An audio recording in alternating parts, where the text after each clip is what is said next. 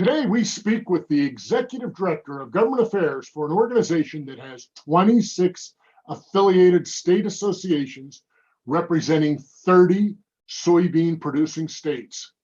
Stay tuned as we learn about their advocacy efforts for more than 500,000 soybean farmers.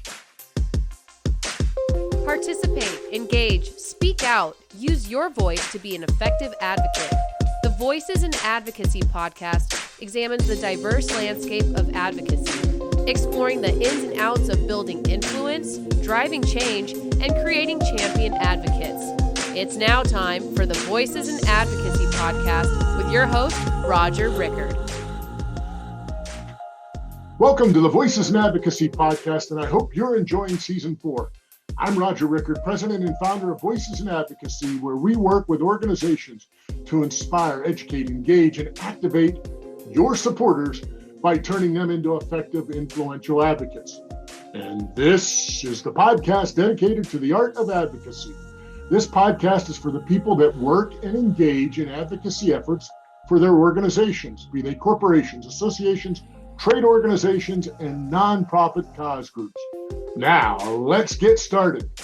On today's show, we speak with Christy Seyfert, the Executive Director of Government Affairs for the American Soybean Association. In this role, Christy leads the American Soybean Association's Washington, D.C. office, where she directs and implements policy strategy and manages policy staff. Now, prior to joining ASA in 2019, she held roles in both the private sector and federal government related to public policy and agriculture. Christy is a congressional staff, served as a congressional staff on Capitol Hill for nearly 13 years before joining the private sector. This included roles with the U.S. Senate Committee on Agriculture, Nutrition, and Forestry, and the U.S. House Committee on Agriculture, as well as for members of the Georgia Congressional Delegation. She has a degree in agriculture and food science from the University of Georgia, where she was honored with the UGA Alumni Association's 40 Under 40 Award in 2012 and the UGA College of Agriculture and Environmental Sciences Young Alumni Achievement Award in 2011. Ladies and gentlemen, it is my pleasure to welcome Christy Seyfert to today's show. Welcome, Christy.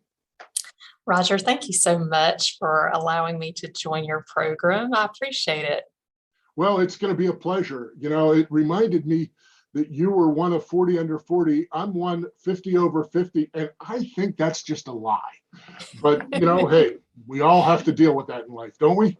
That's right. Hey, I'm glad I earned those Young Alumni Awards too when I was younger. That has changed. So for the audience, Christy and I met briefly this year at the Winter Soy Summit for the Iowa Soybean Association, where I was speaking on advocacy, engagement, and activation. So they walk their walk and talk their talk. So let's start with, why is advocacy engagement in the public policy arena so important for soybean farmers across the country? I'll tell you very simply, if we're not telling our story, the other side is. And it is so important that we have a presence here in our nation's capital. There are so many headwinds facing farmers on any given day. And for us to help advance priority issues on needs, on concerns for our soybean farmers across primarily that 30-state growing region, it's really just a really important, I think, opportunity for them to share their message through us. And often they do that directly themselves too. That grassroots engagement is so important. You know, it reminded me when you started that if you don't have a seat at the table, the old saying, you're on the menu. You're on the menu. You're right. Absolutely.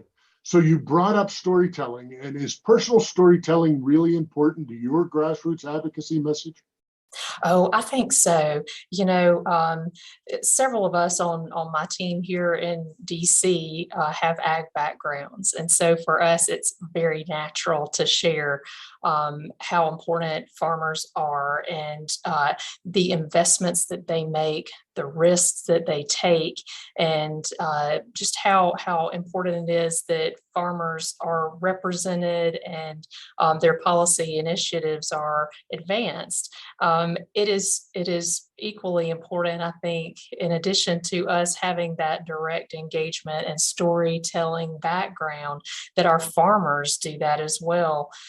I have found, I think probably many others in ag policy would agree, the best storytellers are our farmers themselves. They can carry the messages so well to Capitol Hill, and it's very easy to equip them with the high level talking points and ask them to plug in, share that, the story that they have, the personal stories that they have. It truly enhances the message, and policymakers want to hear from them. Well, absolutely. And how it directly affects their farm and their family and their region and the ability to grow their product and provide that to the American, in fact, the world. So are you in a position where you have to recruit farmers, or do farmers just naturally step forward to be those grassroots advocates? Oh, I think it's a little bit of both.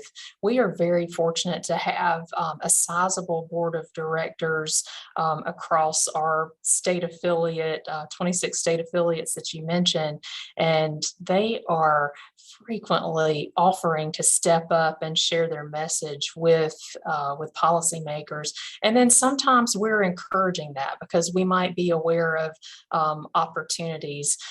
We use, as many others do, the action alert feature of sharing backgrounders on an issue and why timely engagement is so important. And then there are other opportunities, such as hosting policymakers for farm visits to help educate on specific issues and just the farm operation itself, and build those relationships. Those farm visits are very helpful.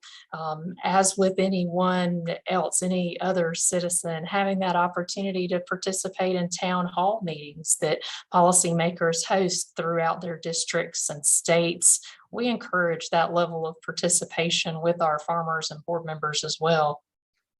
Boy, there's a lot to unpack there. There's a couple things there. First of all, the site visit of the farm is absolutely vitally important. And then you brought up town halls. Are you finding that there are less and less town halls and engagement, or in your particular regions, are there more? It's election season, so I think we see policymakers going out to the states and districts just as frequently as they perhaps used to, but that often happens in election years more so. So town halls, great opportunity to engage. As I mentioned, the farm visits, having that opportunity to share your story directly on your own operation where you have a comfort level. Sometimes those are just, I don't know, maybe less overwhelming than doing that within the halls of Congress, or a more time-sensitive meeting that is happening in Washington, D.C. Sometimes those farm visits are just kind of more casual opportunities to do that and get to know members. So those are helpful. We actually have coming up here in July, we have a Hill Visit Day that we're working to plan for our farmers and states as well. So we are very excited about having them come to DC, spending the day up here. We have a Hill reception, so it is really good to see the Hill opening up more and more, and having that opportunity for interaction with staff, with policymakers, with other folks who are advocating for agriculture that may not necessarily be in the soy family. So you bring up those Hill visits, the fly-in of people coming to DC. What are some of the differences that happened prior to COVID as compared to what you're restricted to do now on the Hill? Has it changed much? It has. I think back to the more of the COVID time period when the Hill was largely closed, and we had to get creative about our engagement and interaction with the Hill, because the needs, the headwinds didn't stop. That's right. They shifted, but we had to shift too in our approach. And so I think we involved our farmers in storytelling in a little different way in that time. We actually worked to gather videos from farmers of planting season. We also did this at harvest season during really the height of COVID. And our communications team, fantastic team, they did a really nice job of marrying those videos and photos with our key messages. And we promoted those through social media, and we promoted those as a government affairs team across the hill. So even though perhaps farm visits weren't as easy or town halls during that time, we were able to bring the farm to DC. And that was really, really exciting for folks to see this planting and harvest season occurring in their home states in many cases. Well, and you could, to your point, the headwinds didn't change, and you still had to get your message out. So ASA has many leadership development programs like Leadership at Its Best, Soybean Leadership Academy, Young Leader Program, the Ag Voices of the Future. Do any of these programs have components that assist your members to become even more effective and influential advocates? They do. And Roger, I think one of the great memories I have when I went to my first ASA board meeting, our president at the time asked folks in the room to raise their hand or stand up if they had ever participated in a young leader program. And I think 2/3 of the room stood up. It was quite the incredible visible level of interest and success in those types of programs that encourage leadership, that help cultivate communication skills, that also provide a foundation for lobbying and advocacy and working to promote your message on Capitol Hill or with your policymakers. So I think these are so valuable, and we appreciate the folks who sponsor those programs and help us make these possible. Encouraging younger generations, I'm a firm believer in that.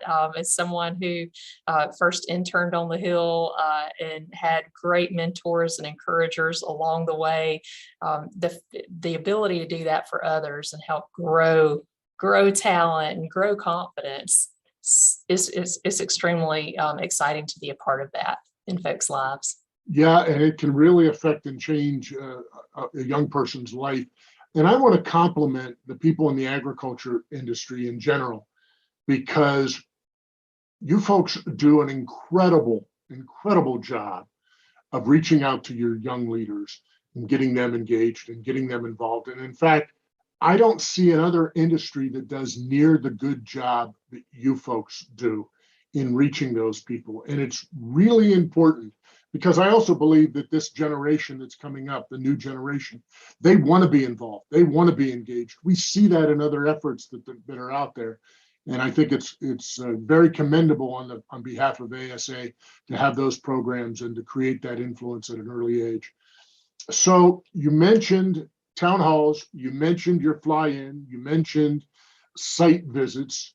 Are there different ways other than those that you advocate to try to engage with policymakers, or I mean, I'm sure those are the three-legged stool that really stands solidly for you?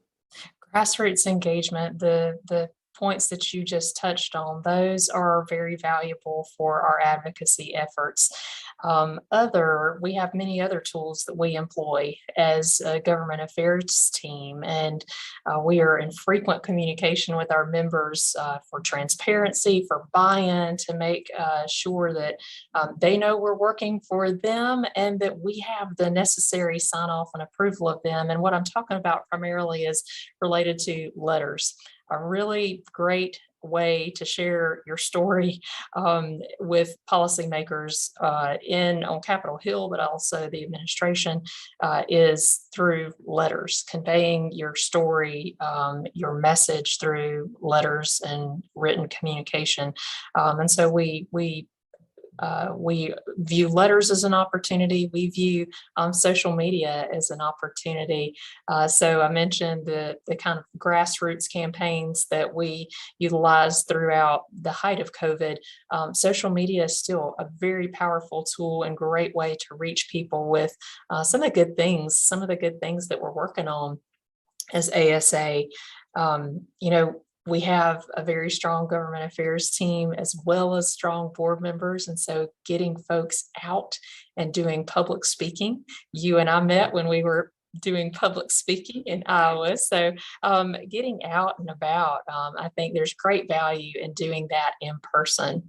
And that includes audiences that policymakers and others may be at or hear about. Yeah, absolutely. So I'm sure that you listen very carefully to how members are telling you things are affecting them.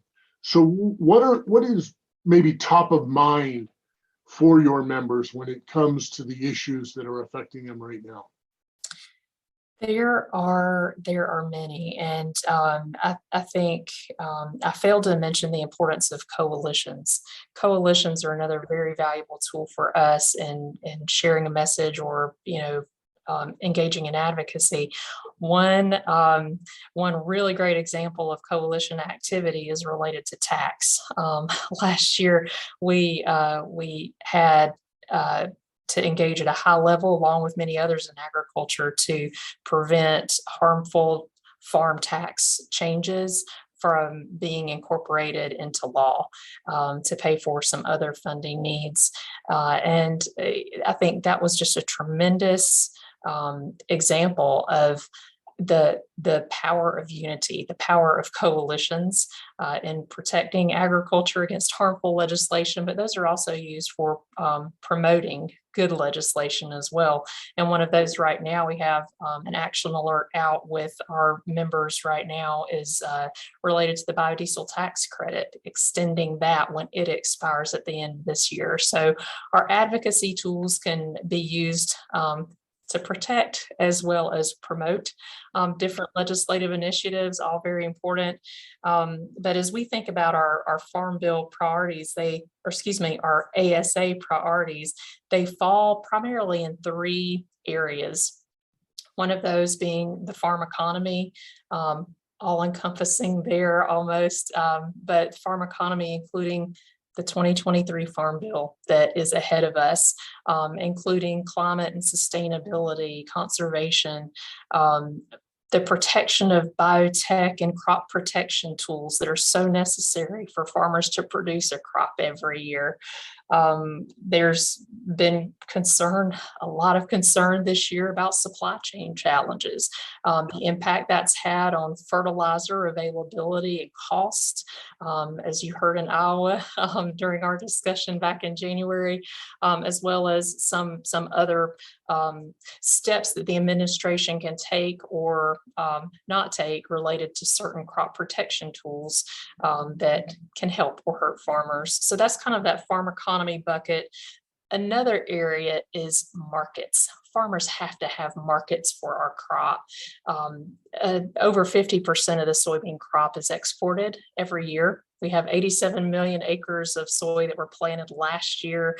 And half of that crop was exported, at least half of that crop was exported. So trade and markets, incredibly valuable for our producers, as are other markets like biodiesel, biofuels, livestock and aquaculture for our meal component of the soybean, but also bio-based products. So markets, another area that's very important. And then the third area is that movement of soy to or from market, meaning Waterways are very important to the Soy family, as are other modes of transportation. So the infrastructure bill, bipartisan infrastructure bill, we were very proud to support that and engage on that bill that was signed into law last year. We also want to make sure we are continuing to see investments in our waterways and other infrastructure, including broadband. So we have a number of priorities we are promoting within each of those three areas. There's always something very important going on here in our DC office to try and promote soy priorities. So when you began that discussion, you talked about the importance of the coalitions and your ability to actually build a bigger pie, if you will, by sharing the load of the issues that matter to you.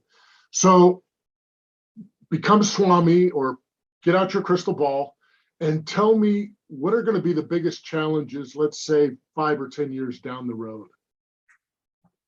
That's a very good question. I think 5 years from now, we were writing our strategic plan last year, and I was on the strategic plan committee, and we were kind of given the lay of the land, I remember, for what is the scenario we are dealing with right now. And it was challenges in trade. It was making sure we're keeping markets open. It was challenges to our crop production tools. And, when I looked at that, I remember commenting, we have just described the scenario now that we're still going to have 5 years from now, 10 years from now. So I don't know that our challenges are going to change that much. I think they will remain in those areas of farm economy, markets, and transportation infrastructure are going to be critically important in the future. But we have to be nimble too. And the supply chain challenges truly showed that, whether that was the fertilizer impact and farmers texting us daily with what their quotes were for fertilizer prices year over year, whether that is, the supply chain challenges that came just in a variety of ways. There are a number of challenges now that maybe we'll just have to continue to be nimble on in the future to ensure that our farmers are well represented. Well, and transportation and markets, they have been an issue in the farming industry since day one. Yes. Pretty much, Yes. except for when we all farmed our own little plots for ourselves. Other than that. So what is the first thing that comes to mind when I just throw the word out, advocacy? The first word that comes to mind when you throw out the word advocacy is promoting your position or sharing your story. Absolutely. That's great. So what are the biggest challenges that you have in your job? Finding enough time in the day. It's really hard to prioritize when everything is a priority. Right. And so I'm very, very blessed with a very capable staff, eager to serve soybean growers every day. I'm so fortunate. Just very good people. And whether that's my government affairs team or the communications team and others throughout the organization who support us and help us, that's extremely helpful. There's never enough time in the day to get all that we need to do done. But I'm also very blessed with a highly engaged group of board members and states. We had one of our state staff from North Dakota actually stop by before we jumped on together today. And to have folks come to town and stop in and understand or share with us so we better understand what is happening in their states, they're sharing their story with us helps us share our story with the Hill. And so being armed with information is critically important for what it is that we do. And so in addition to the ongoing advocacy work that we do around the priorities I share, we are also doing our best to engage in a high level of member services. We want to be responsive to our board members and our farmers and our states, and we prioritize that. We're more effective lobbyists when we are armed with their information. Absolutely. So the challenge always seems to be bandwidth. The list of things to do gets longer, and the time of the day gets shorter, huh? Yes, I believe so. I had as I look ahead at this week, we start each week with a staff meeting and go through our priority items for the week, as most organizations I expect do, and then about midweek, you reassess and realize, oh my goodness, we actually have more. And that's sometimes that blows up, huh? That's a good thing, though. I really have encouraged our team ever since day one to have a value add approach with everyone that we work with, whether that is our policymakers on the Hill or our friends of soy who are not directly in the soy family, with our board members, with each other, to be as supportive and collaborative as we all can.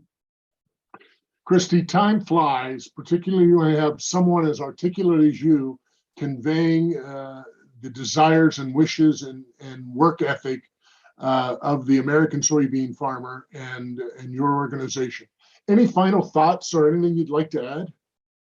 I think I would just share, I've always taken the approach in any job I've ever had, on the Hill, off the Hill, my entire time in DC, of learning, listening, contributing as much as I can in any environment, any opportunity, any role that I have. And I think that would be, it's an idea, a concept that I think anyone can adopt and take, especially as it relates to advocacy. I think it's really important for folks to always listen, always learn, always contribute in society, and I think that's something that's really empowered me to represent farmers well. I'm a farmer's daughter, and for me, I'm honored every day that I get to work in agriculture, ag policy, and share farmer story on the Hill and with other audiences. And I thank the American Soybean Association and our many, many, many farmers across the country who entrust us to deliver their message in an advocacy capacity. I couldn't agree with you more. I mean, I carry the passion of wanting to make people become more effective, influential advocates for their cause, because I love to see them see that their efforts mean something. Because there's a lot of distrust in government, and there's a lot of distrust in the people that do make our policy. And when people can actually see that there are people that care, that want to try to do the right thing, that want to try to figure out what the right thing is and how to communicate that, I think that's a great civics lesson for our country.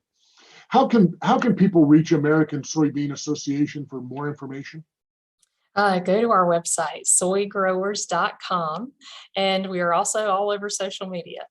So Twitter, Facebook, LinkedIn, you'll find ASA, and hope that you like what you see. I'm sure that they will. Well, that's a wrap up of today's fantastic conversation with Christy Seyfert, Executive Director, Government Affairs at the American Soybean Association. Thank you, Christy, for being on the show today, and all the best in your advocacy efforts down the road. Let's face it, today's advocacy arena is just plain noisy. Organizations are stretched. You need every advantage to make sure your issue gets the attention it deserves and your voice heard. The RAP Index is the best way to do just that by finding your stakeholders' relationships and engagement power. Get past the noise. Know who your people know. Go to rapindex.com. That's rapindex.com, and tell them Roger sent you for a special offer. If you like today's podcast, head over to where you find your podcasts and subscribe to the Voices in Advocacy podcast. A big thank you to today's guest.